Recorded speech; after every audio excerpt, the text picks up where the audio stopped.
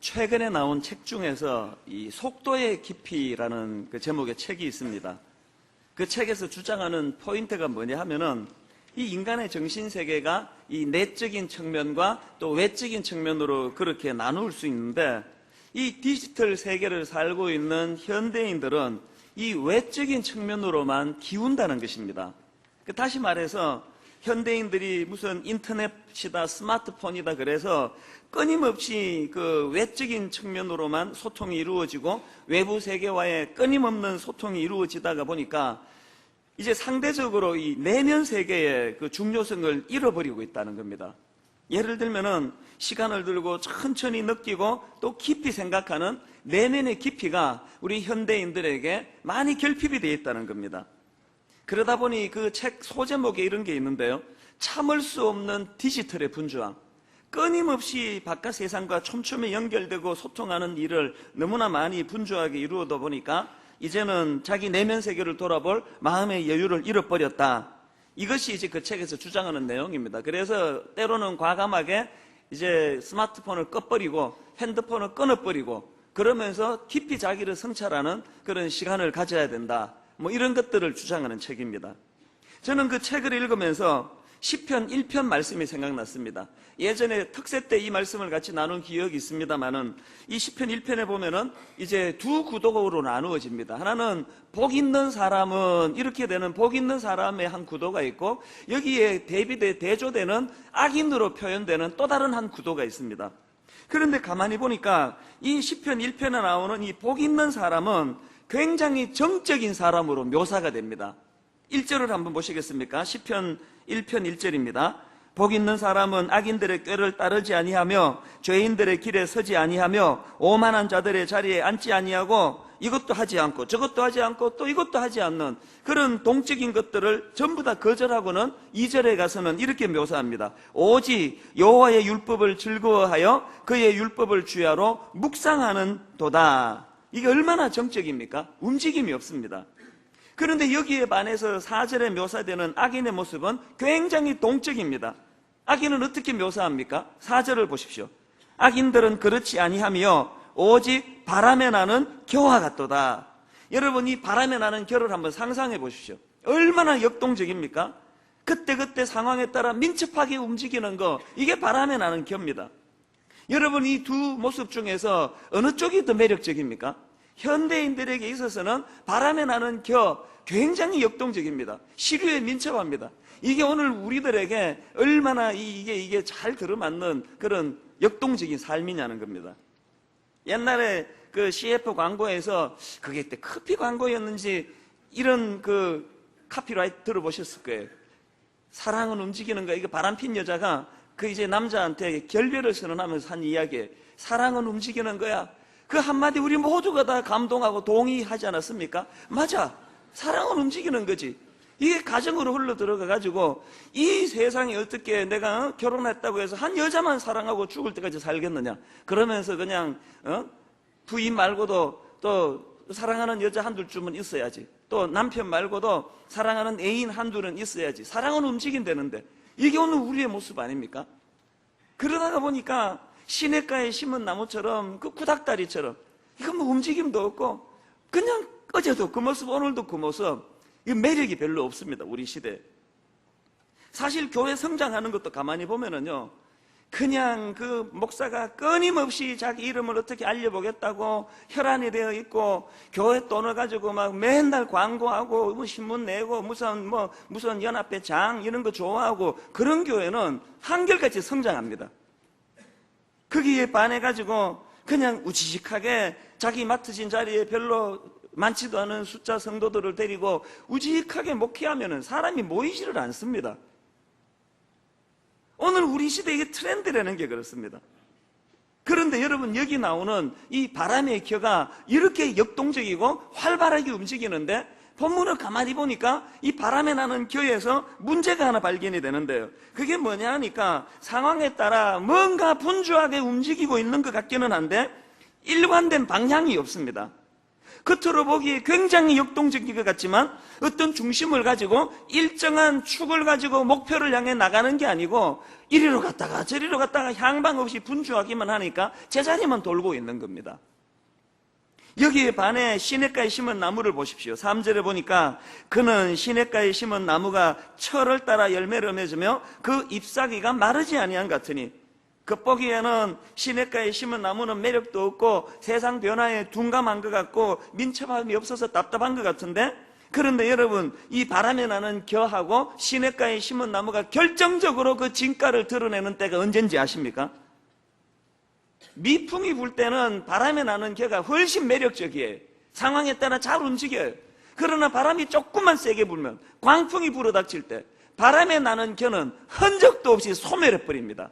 거기에 반해 우직하고 재미없어 보였던 시냇가에 심은 나무지만 문제가 일어날 때, 광풍이 불어올 때 뿌리를 깊이 땅에다가 내렸던 그 결과로 요동하지 않는 것, 이게 성경이 말하는 지혜로운 사람이라는 거예요.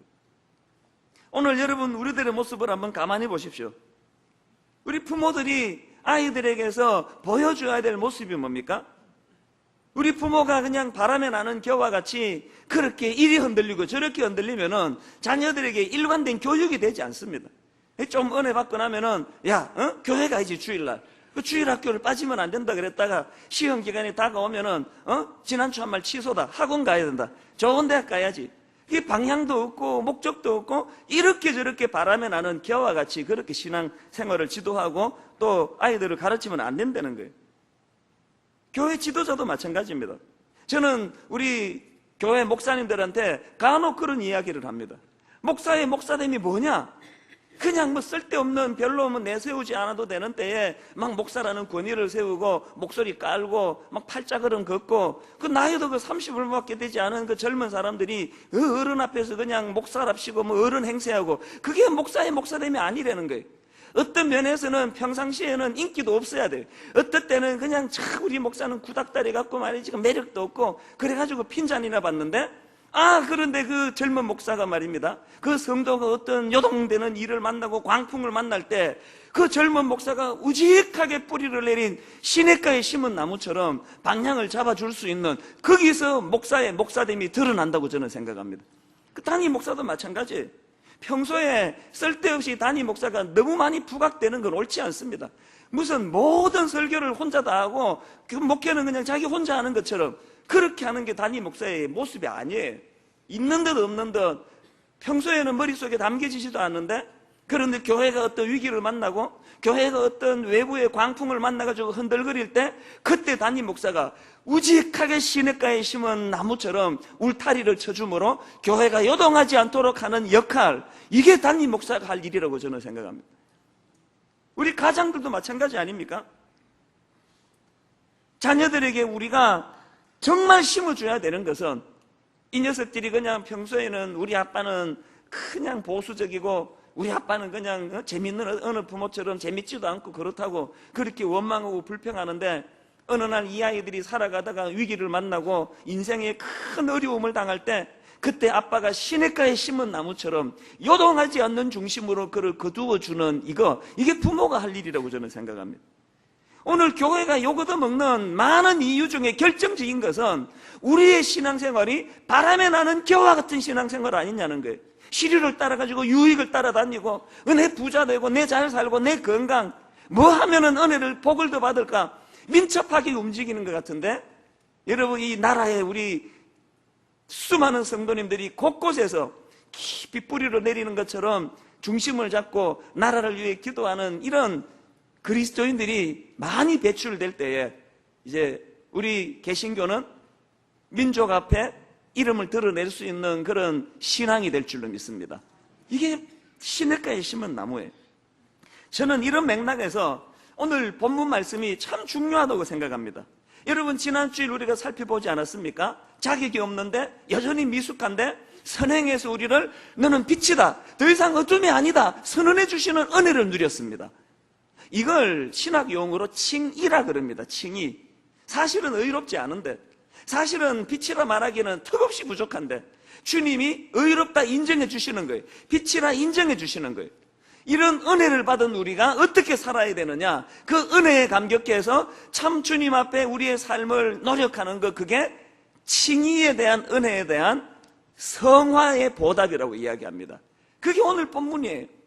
지난주 살펴본 것처럼 자격도 없는 우리에게 너는 빛이다 선언해 주시고는 오늘 본문에 보니까 그런즉이라는 접속사를 통해서 행동 지침을 주십니다. 15절을 보십시오. 그런즉 너희가 어떻게 행할지를 자세히 주의하여 지혜 없는 자같이 말고 오직 지혜 있는 자같이 하여. 여러분이 그런즉이라는 접속사로 말미암아 뭘 연결합니까? 자격 없는 우리에게 너는 빛이나 선언을 받는 은혜를 받았다면 그런즉 이렇게 살아야 된다는 행동 지침을 주는데 그게 뭐라고요? 어떻게 행할지를 자세히 주의하는 태도를 가져야 된다는 거예요. 이걸 영어 NIV 성경에 보니까 이렇게 번역합니다. Be very careful. 그 다음은 여러분이 읽으세요. 제가 읽으면 이게 또 헬라어다 이렇게 될 위험이 있습니다. 저는 이 한 문장이에요. Be very careful. 이것이 그냥 careful이 아니에요. 그냥 조심하며 사는 게 아니에요. Very careful이에요. 조심조심하면서 살르름판을 긋듯이 우리가 가져야 되는, 빛된 우리가 가져야 되는 가장 중요한 덕목이 Be very careful이라는. 그래서 저는 지난 한 주간 이 말씀을 묵상하면서 Be very careful이라고는 이것을 마음에 담고 제 삶을 한번 점검해 보았습니다. 이 be very careful이라는 이 표현을 가지고 내가 자녀를 어떻게 대하는지, 내 아내를 어떻게 대하는지, 우리 교육자들을 어떻게 대하는지, 성도를 어떻게 섬기는지 점검하면서 여러분 너무나 가슴 아프게도 불구하고 가볍다는 거예요. 참 가볍다. 아이들을 대하면서도 묵직하지를 못하고 아버지답게 묵직하지를 못한 가벼운, 우리 젊은 부교육자들을 대할 때도 이 가벼운. 그래서 여러분 우리가 빛된 자녀로서 나는 이제 빛이다, 그리고 그걸 가지고 그냥 촐랑촐랑 거리는 인생이 아니라 하나님의 은혜, 칭의의 은혜를 받은 사람답게 날마다 우리가 행동 강령이 뭐라고요? 스스로 조심하는 거예요. 절제하는 거예요. 주의하는 거예요. Be very careful. 옛날에 저희 어머니가요, 이제 제가 뭘 이렇게 좀 이렇게 까불까불거리다가 이렇게 그릇을 깨트린다든지, 또 촐랑거리다가 컵을 깨트린다든지, 또 무릎이 까지고 피가 난다든지 그러면 항상 하시는 그 꾸지람이 있었습니다. 이게 남쪽에서만 쓰는 건지 다 쓰는 건지 모르는데 이런 표현 들어보셨습니까? 얘가 이 천지를 모르고 깨춤을 추네. 여러분 애가 그 촐랑촐랑거릴 때 왜 이런 표현을 쓸까요? 궁금하시면요, 예배 마치고 집에 가서 후라이팬을 벌겋게 달려가지고 깨를 한 주먹 올려보세요. 그러면 왜 그런 말을 쓰는지 알게 될 거예요. 그 깨춤이라는 게 뭔지 알 거예요. 그러니까 이게 촐랑촐랑거리는 걸 깨춤을 춘다 그래요. 저는 이제 나이가 50이 넘었습니다. 이제 한 교회 목사예요. 이제 저희 어머니가 더 이상 저에게 그런 얘기 안 합니다. 설교 듣고는 네가 지난주 깨춤을 추더구나 그런 말씀을 안 하십니다. 그러나 여러분 저는요, 제 마음으로요 여러 번 제가 경험했습니다. 좀 이렇게 좀 경망스러워질 때, 조금 더 이렇게 유명해지고 싶어하는 마음이 생겨날 때, 어떻게 하면은 그냥 신문에 이름 좀 석자 낼 수 있는 방법이 없나, 이런 유혹이 느껴질 때 제가 저에게 경고합니다. 얘가 또 천지를 모르고 깨춤을 추는구나. 어디서 이사를 좀 맡아달라. 어디서 한국교회를 목사님이 살려야죠. 차세대 지도자 아닙니까? 그런 소리가 들려지면 또 깨춤을 추라고 유혹을 하는구나. 마음으로 제가 그것을 독백하는 거예요. 그게 바로 오늘 본문의 Be very careful이에요. 오늘 저는 저를 위시한 우리 모든 성도님들이 그냥 시류에 따라 바람에 나는 겨처럼 촐랑촐랑 거리는 인생이 아니라 묵직하고 깊은 영성을 가지고 신중하고 진중한 그런 그리스도인의 모습으로 살아가게 되시기를 바랍니다. 그게 오늘 15절의 모습입니다. 그런즉 너희가 어떻게 행할지를 자세히 주의하여 그 결과 어떻게 해요? 지혜 없는 자같이 하지 말고 오직 지혜 있는 자같이 하여. 오늘 이 본문에서 말하는 지혜 있고 없으면 잣대가 딱 하나예요. Be very careful. 삶 속에 얼마나 그가 신중하나, 얼마나 그렇게 가볍고 촐싹거리지 않느냐, 그걸로서 지혜 있고 없음이 결정이 된다는 거예요. 여러분 이 지혜에 있음을 신중함으로 이 지혜에 있는 삶을 산 대표적인 케이스가 다윗 아닙니까? 세상에 그는 너무너무 억울한 일을 당하고 사울에게 죽일 고비를 여러 번 넘기면서도 그는 얼마나 진중하게, 나중에는 사울을 죽일 수 있는 기회가 왔을 때도 감정대로 자기가 촐싹거리지 않고 깊이 be very careful, 하나님은 이것을 어떻게 생각하실까, 그렇게 하나님 뜻을 구현했던 사람이 다윗이에요. 그랬더니 여러분, 놀라운 결과가 일어났습니다.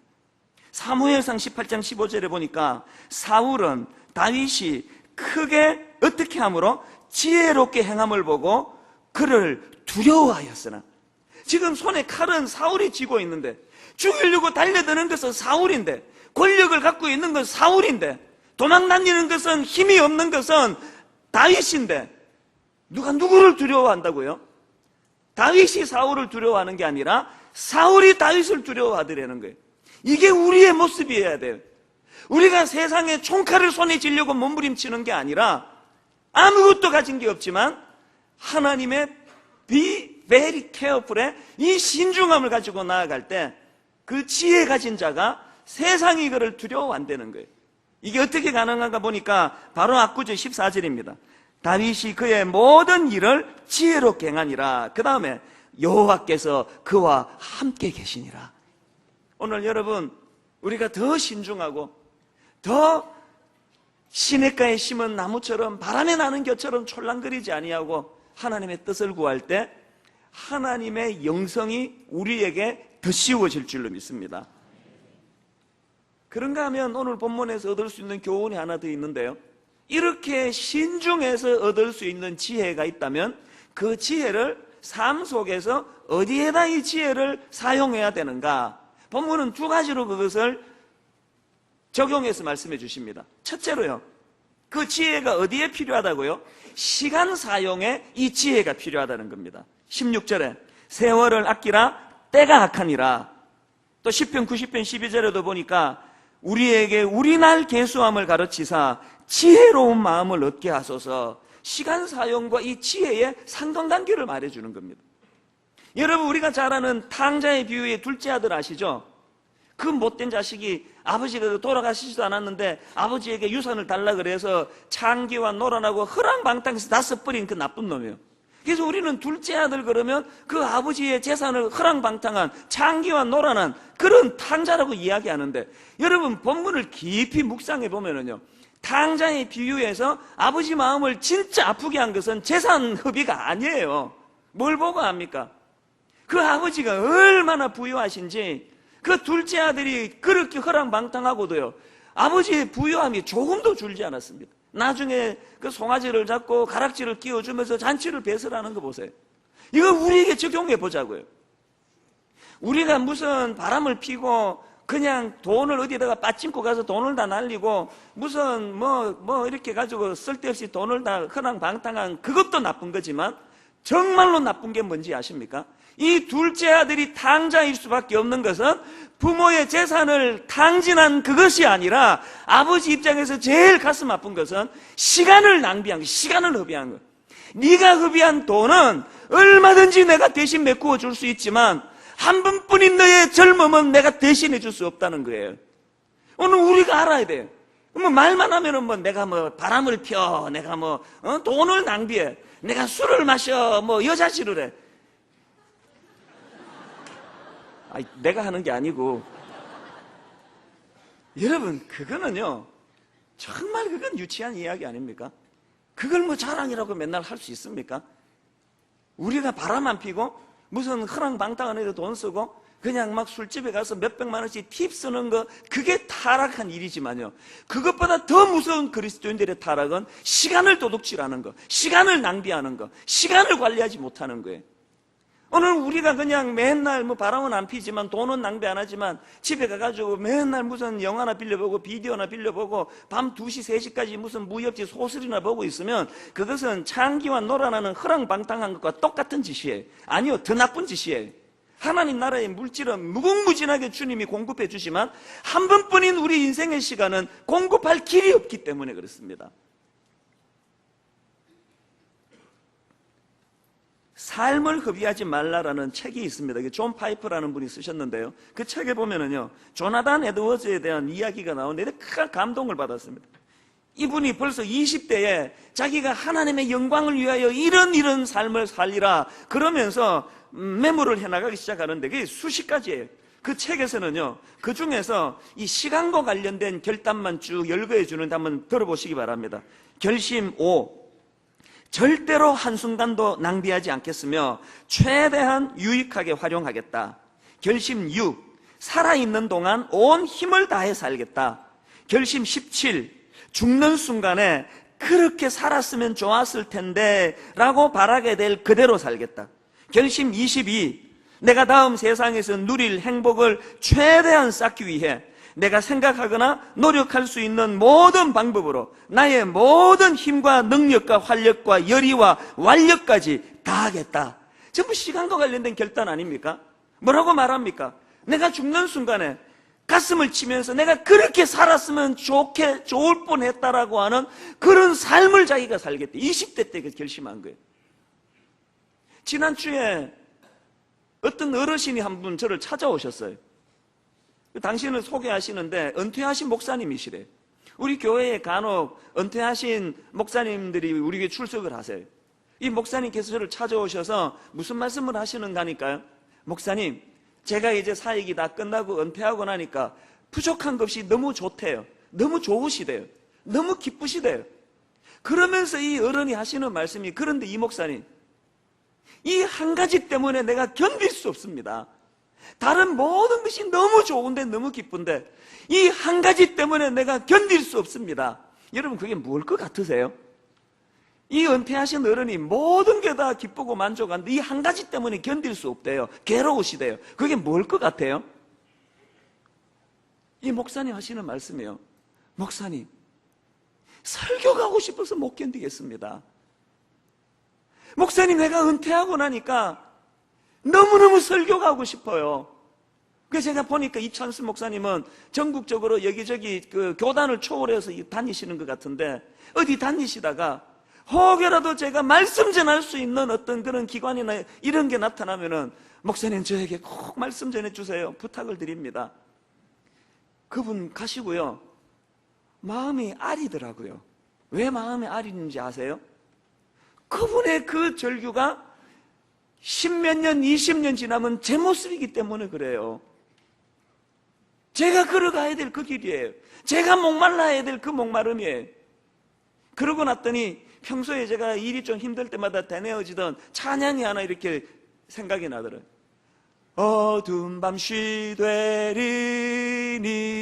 내 직분 지켜서 찬이슬 맺힐 때에 일찍 일어나 해 돋는 아침부터 힘써서 일하라.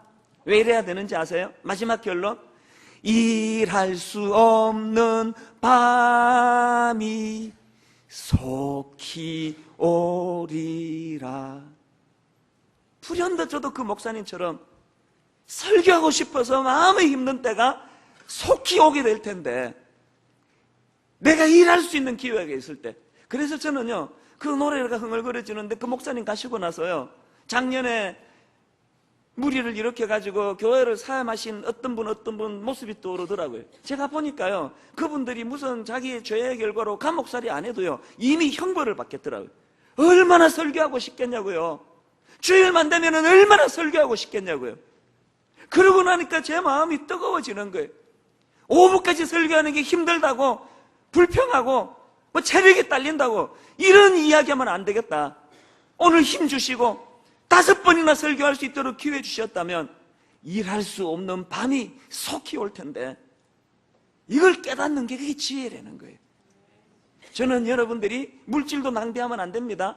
여러분 가지고 있는 하나님 주신 그 귀한 재물을 가지고 낭비해서는 안 되지만, 그러나 우리의 지혜가 모아져야 될 것이 있다면 시간 사용의 지혜가 필요한 거예요. 그래서 여러분, 우리 교회 성도님들에게 시간 사용의 지혜자들이 되시기를 바랍니다. 이 16절에 나오는 세월을 아끼라 할 때 이 아끼라라는 단어는 원어로 보면 엑사고라조라는 단어인데요. 이건 두 갈래로 해석이 되는 단어예요. 하나는 사다 이런 뜻이에요. 그래서 이렇게 해석하면은 기회를 사라. 세월을 아끼라는 말을 기회를 잡아라. 이렇게 해석하는 목사님이 계시고요. 그런가 하면 이 단어에 또 다른 한 뜻이 있는데 대가를 지불하고 구해내라. 해방하라. 그런 뜻이 있습니다. 그래서 이 엑사고라조는 신약에서 구원을 설명할 때 자주 등장하는 단어예요. 이게 뭘 의미할까요? 우리가 일반론적으로 시간을 아껴야 된다, 기회를 붙잡아야 된다, 그런 뜻도 여기에 포함이 되지만 더 중요한 것은 시간을 구해주려는 거예요. 무슨 뜻이에요? 가치 있는 삶을 살으라는 거예요. 영적인 일을 하라는 거예요. 영혼을 살리는 일을 하라는 거예요. 시시하게 살지 말라는 이야기예요. 저는 여러분들이 주님의 십자가 보혈로 은혜를 받고 그 주님의 보혈의 은혜로 여러분의 시간을 구원해주는 저와 여러분 되시기를 바랍니다. 시시하게 사는데 에너지를 낭비하는 게 아니고 가치 있는 데다. 이런 맥락에서 저는 이번 여름에 우리 교회 국내 선교부에서 참 좋은 일을 지금 계획하고 있습니다. 이제 8월 1일서부터 충북 괴산군을 우리가 점령했습니다. 우리 마음대로 그 길을 찍었습니다. 사랑하기로, 이제 도와주기로. 그래서 이번 여름 8월 달에 5학년 이상이면 누구라도 거기 가서 참여할 수 있습니다. 인근의 교회를 섬기고 마을을 도와주는 일을 할 것입니다. 이게 시간을 사는 일이에요. 그리고 우리 청년부를 저는 참 고맙게 생각하는 거 하나 있습니다. 우리 청년들이 여름에 지들끼리 들로 산으로 나가고 뭐 수련회하고 그러지를 않고요. 겨울에 수련회하고 여름에는 우리 청년들이 몇 년째 지금 그 충주시 엄정면 일대에 가서 농사일을 돕습니다. 제가 작년에도 사진 올라온 거 보니까 마음이 얼마나 좋은지요. 그냥 농사가 뭔지도 모르는 이 도심 생활하던 우리 청년들이 가서 밀짚 모자를 쓰고 땀을 뻘뻘 흘리면서 사진 찍을 때만 그러는지 모르겠는데 하여튼 막 너무나 열심히 그 농사일을 돕고 마을 회관에 어른들 수박을 잘라드리고 교회를 섬기는 걸 보면서 너무 고마운 거예요. 그들이 지금 시간을 사는 거예요. 여러분 어떤 가치 있는 일을 하면서 사시기를 원하십니까? 물질로 그냥 헌신하는 것도 필요하지만 여러분 우리 주일학교 교사가 이렇게 많이 모자라가지고 아이들 신앙교육이 안 된다고 하는데 왜 여러분 은사를 갖고 있으면서 망설이고 계시느냐는 거예요. 저는 저나 여러분 모두가 다 시냇가에 심은 뿌리 깊은 나무처럼 지혜로 말미암아 시간을 잘 사용하는 그런 저와 여러분 되시기를 바랍니다. 그런가 하면 두 번째로 이 지혜가 적용되어야 될 것이 한 곳이 더 있다 이야기합니다. 하나님 뜻을 분별하는데 이 지혜가 필요하다는 것입니다. 17절 그러므로 어리석은 자가 되지 말고 오직 주의 뜻이 무엇인가 이해하라. 이 주님의 뜻을 분별하는 건 학력으로도 안 됩니다. 박사학위 가지고도 안 됩니다. 하나님의 지혜가 필요한 거예요. 여러분 마리아를 보세요. 지난주에 말씀드렸던 옥합을 깨트려가지고 주님에게 그 헌신했던 그 마리아, 그는 예수님의 제자들에 비해서 3년 동안 집중 교육을 받은 제자들에 비해서 교육받은 것도 없어요. 그는 향유를 부었기 때문에 그 교육 많이 받은 제자들에게, 자기 확신에 빠진 제자들에게 오히려 욕을 얻어먹고 꾸지람을 듣는데 주님께서는요, 마리아가 옳다 그러면서 그 행동을 영적으로 주님이 해석해 주시는 거예요. 이게 어떻게 가능할까요? 마리아에게는 하나님의 뜻을 분별하는 지혜가 있었다는 것입니다. 그 지혜는 어떻게 생겨날까요? 하나님과의 친밀감이에요. 깊이 시냇가에 뿌리를 내리고 하나님과 깊은 영적인 교제가 일어날 때 거기에서는 하나님의 뜻을 분별하는 지혜가 나온다는 겁니다. 어느 날 많은 저 같은 목사들이 신학교 졸업하고도 하나님의 뜻을 제대로 분별하는 지혜가 없어서 얼마나 성도들을 힘들게 하는 일이 일어납니까? 저는 저와 여러분들 모두가 다 하나님의 뜻을 잘 분별해내서 사람한테는 욕 얻어먹어도 사람한테는 오해받아도 하나님께는 꾸지람 당하지 않는 지혜로운 저와 여러분 되시기를 바랍니다. 저는 오늘 말씀을 두 가지로 마무리를 하면서 결론을 맺으려고 합니다. 여러분 우리는 be very careful, 이 표현이 우리 마음에 담겨지기를 바랍니다. 그래서 바람에 나는 겨와 같이 그냥 시류에 민첩하기는 한데 향망 없이 움직이는 촐싹거리는 인생이 아니라 뿌리를 깊이 내려서 하나님과 깊이 영적인 교제를 나눔으로 삶 속에 하나님의 뜻을 분별하는데 그 뜻이 잘 펼쳐지는 복된 주님의 자녀들 되시기를 주님 이름으로 축원합니다. 이 시간에는요, 예고해 드린 것처럼 우리 오늘 세례 받으신 분들, 또 입교 받으신 분들, 저들이 시냇가에 심은 나무처럼 그런 요동하지 않는 주님의 사람 되기를 축복하기 원하는데요, 우리 세례 받으신 분 한번 다 일어나 보세요. 세례 받으신 분들은 자리에서 다 일어나셔서 단 위로 올라오세요. 큰 박수로 이분들 좀 맞아주시기 바랍니다. 축복합니다. 단 위로 다 올라오시고, 우리 입교, 부모님이 여러분 믿음을 담보로 그동안 입교했는데 여기까지 믿음 생활 잘하신 우리 젊은 형제자매, 그리고 천주교에서 오신 우리 입교하신 분 자리에서 다 일어나십시오. 이분들도 이쪽 단으로 초청합니다. 우리 박수로 이들을 맞아주십시오.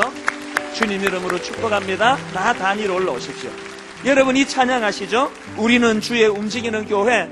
여러분 이분들이 변화가 되면 교회 하나가 살아나는 거예요. 우리 가사를 생각하며 축복하며 찬양합니다. 우리는 주의 움직이는 교회. 우리는 주의 움직이는 교회. 이곳은 주님을 위한 자리. 내가 기도하는 모든 땅 위 하나님 예배받을 그날을 고대하네. 그날을 고대. 다시 한번요. 우리는 주의 움직이는 교회. 우리는 주의 움직이는 교회. 이곳은 주님을 위한 자리. 주님을 위한 자리. 내가 기도하는 모든 땅 위에서 하나님 예배받을 그날을 고대하네. 자, 우리 찬양팀 잠깐만 중단하시고요. 이제 후렴부터 찬양하기 전에 말씀드렸습니다. 우리 부모님도 좋으시고요, 친지도 좋으시고요, 심지어는 누군지도 모르는 어떤 젊은 자매, 형제, 또 어떤 분이라면 내가 그들에게 나가서 손을 뻗어 축복하기를 원하면 이분들이 세워지면 교회가 세워집니다. 누구든지 나오셔서 축복해 주시기 바랍니다. 우리 후렴부터 찬양할 때 여러분 다 일어나십시오. 자리에서 다 일어나셔서 뜨거운 마음으로 축복합니다. 나의 노래로 주님의 성전을 주님의 성전을 지으리. 높임을 받으소서. 주님의 이름으로 누구든 나와 축복하십시오. 이스라엘의 찬송 중 거룩하십니다. 두 손 들어 주님의 보좌를 만들고 온 맘 다해 경배하라. 사리에 임하신 것처럼 내 위에 임하소서. 하나님 우리가 이곳에 섰으니 이 땅을 치유하소서. 하나님 우리가 어디에 있든지 주를 높이라. 열방들아 주님을 송축할지어다. 그 발 아래 입 맞추라. 아멘. 영원한 통치자 주 예수 그리스도, 그는 위대하시와 찬양.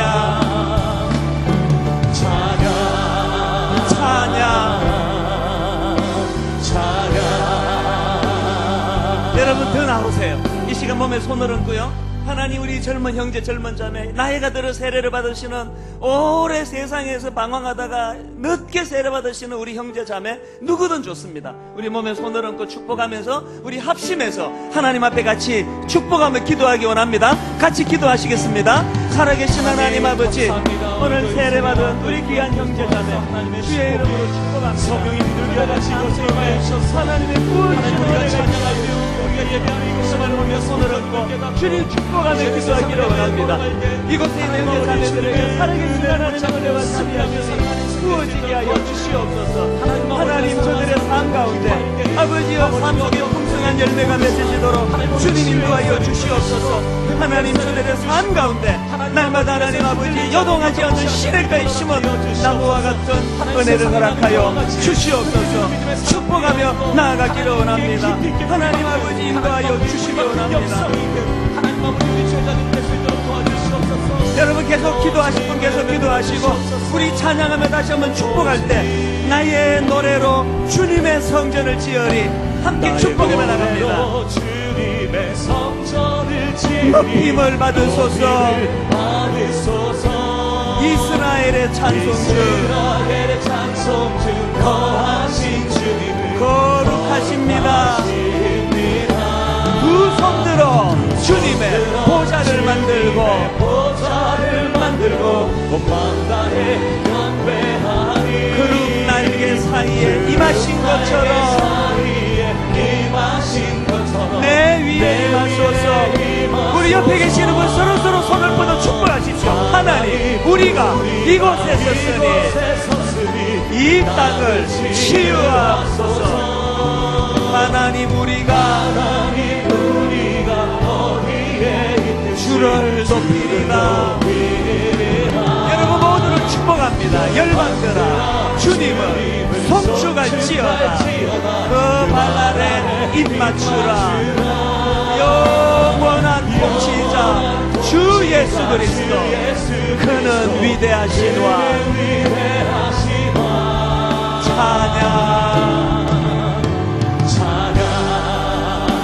찬양 찬양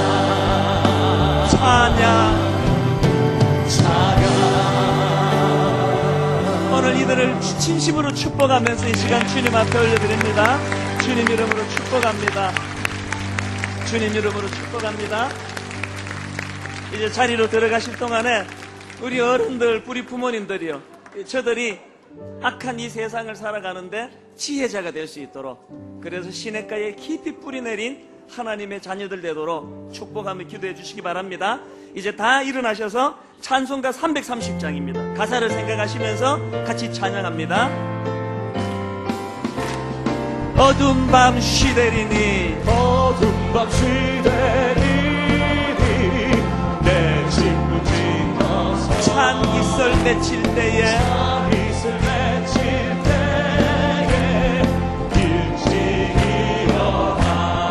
해 돋는 아침부터 힘써서 일하라 이할 수 없는 밤이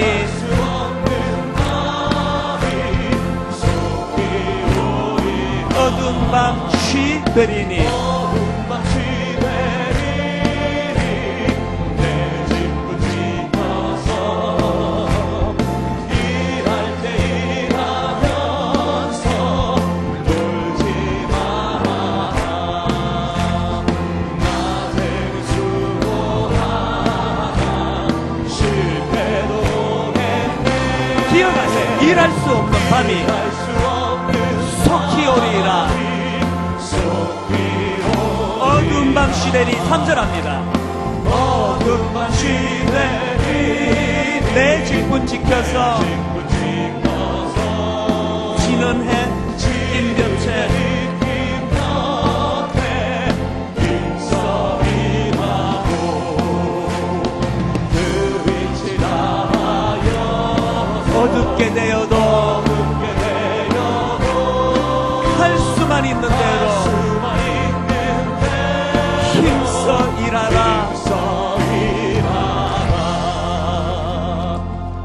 오늘 여러분 예배는 이렇게 마무리하겠습니다. 이제 다 눈을 뜨시고요, 옆에 분들을 축복하되 오늘 말씀을 정리해 보십시오. 바람에 나는 겨처럼 화려하고 현란하지만 향방 없이 움직이는 그런 악인에 속하는 인생이 아니라